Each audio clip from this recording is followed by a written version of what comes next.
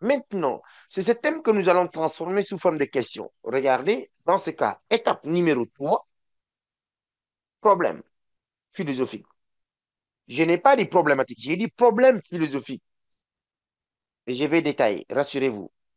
N'ayez même pas peur, vous allez comprendre.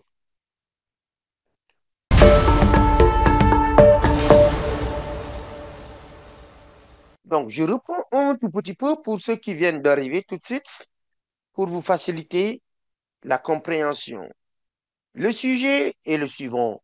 L'œuvre d'art est-elle un reflet fidèle de la réalité? J'ai dit, pour traiter un sujet de dissertation en philosophie, il y a des étapes où il y a des raisonnements qui sont très simples.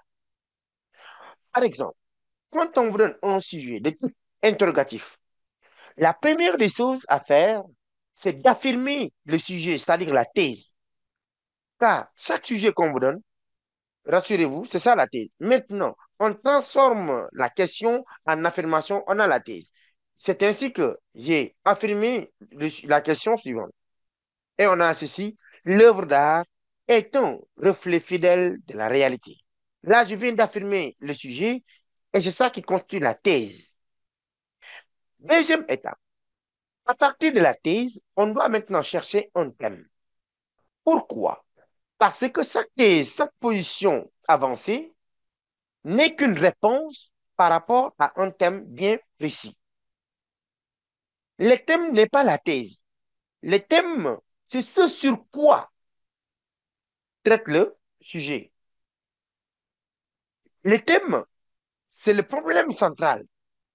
C'est le problème posé. Et c'est à partir de ce problème que l'on donne une thèse. Avant de donner une position, rappelez-vous, je vous ai dit, il faut qu'il y ait d'abord un problème. Alors, deuxième étape, c'est de chercher le thème. Ici, il se trouve que dans ce sujet, il est question du rapport entre l'œuvre d'art et la réalité. Une manière de vous dire, c'est à partir de ce thème que cette thèse a été avancée, et plus précisément, à partir de la question philosophique ou du problème philosophique. Alors, puisqu'on a le thème, on le transforme, troisième étape, sous forme de problème. Donc, un, je transforme le sujet en affirmation. Deux, à partir de cette affirmation, je cherche le thème. Trois, je transforme le terme en question.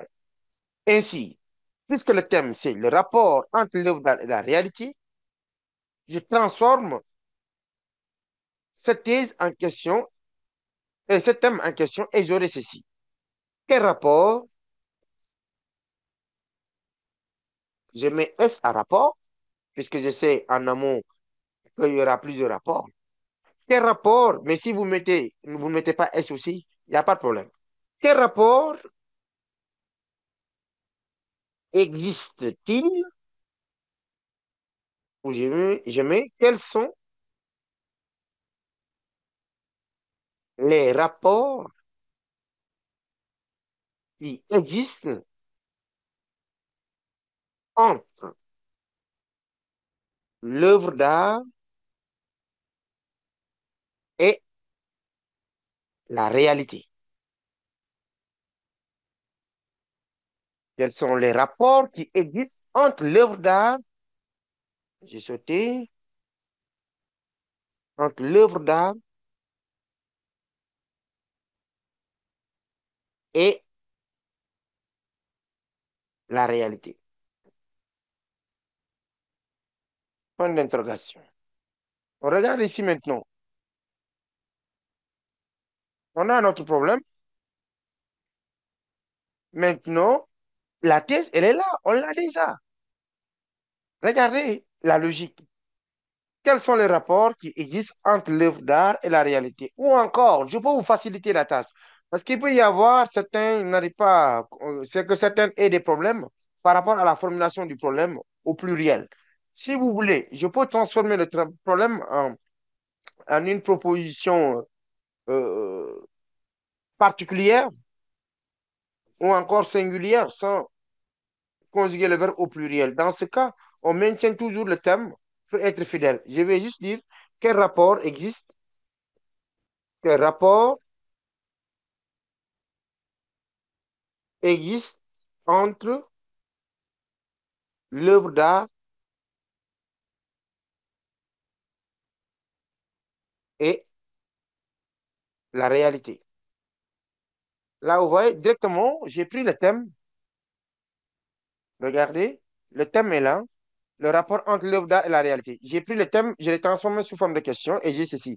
Quel rapport existe entre l'œuvre d'art et la réalité? Alors là, point d'interrogation. Maintenant, regardez, la thèse, vous l'avez déjà.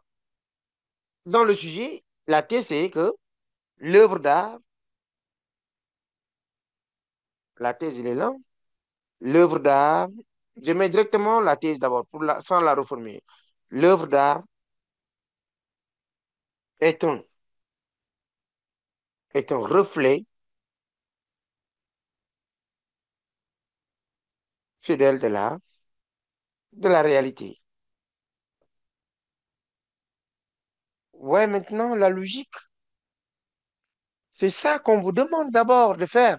Vous avez déjà la thèse, vous ne vous cassez pas la tête. Mais donc, quand vous trouvez le thème, tout de suite, le problème est là. Et maintenant, regardez bien, c'est ça, vous avez déjà la thèse. Maintenant, ce qu'il faut juste chercher, c'est juste l'antithèse. Si vous trouvez l'antithèse, ça veut dire que l'introduction, elle est déjà réussie. La conclusion aussi, elle est déjà réussie. Et le développement, vous savez pertinemment comment ça marche. Je vais vous indiquer les auteurs pour traiter ce sujet. Regardez bien, on a la thèse. Maintenant, on peut aussi chercher une autre thèse pour ne pas dire antithèse, parce que l'antithèse n'est pas le contraire de la thèse. L'antithèse, c'est un autre point de vue, c'est une autre thèse. C'est comme quand vous dites, pour moi, l'œuvre d'art est un reflet fidèle de la réalité. Mais quelqu'un d'autre peut dire, je mets ici thèse 1, thèse 1, ça veut dire c'est la thèse du sujet. Je mets thèse 2 ici, thèse 2. Moi, je peux dire que l'œuvre d'art n'est pas un reflet fidèle de la réalité, mais l'œuvre d'art, je dirais, l'œuvre d'art est une création de la réalité ou encore de la nature. Quelqu'un d'autre aussi, thèse 3, peut dire, pour moi, l'œuvre d'art n'est pas uniquement une création de la nature. Je mets ici thèse 3. Quelqu'un aussi peut dire, pour moi, l'œuvre d'art, à la fois une imitation, mais aussi une création de la nature ou de la réalité. Donc, on a trois thèses. Une thèse qui définit l'œuvre d'art comme une imitation, comme le reflet de la nature de la réalité. Une autre thèse qui définit l'œuvre d'art ou qui définit la relation, le rapport qui existe entre l'art et la réalité comme une création, un rapport de création. Une autre thèse qui analyse ce rapport comme à la fois les deux, c'est-à-dire l'œuvre d'art est certes une imitation de la nature, mais cette œuvre aussi crée, transforme, innove. Et donc, c'est à la fois les deux en même temps. Il ne s'agit pas de dire que l'œuvre d'art est uniquement une imitation ou uniquement une création, mais l'artiste imite et crée en même temps la nature. Il imite la nature et à partir de cette imitation, il crée. Sa création repose sur la nature. Donc, c'est à la fois les deux. Et vous savez pertinemment dans votre cours, normalement, quels sont les auteurs, entre autres, qui soutiennent ces différentes thèses. Mais avant d'arriver dans le développement, j'aimerais d'abord reconstituer maintenant tous ces éléments et on en fait une introduction générale.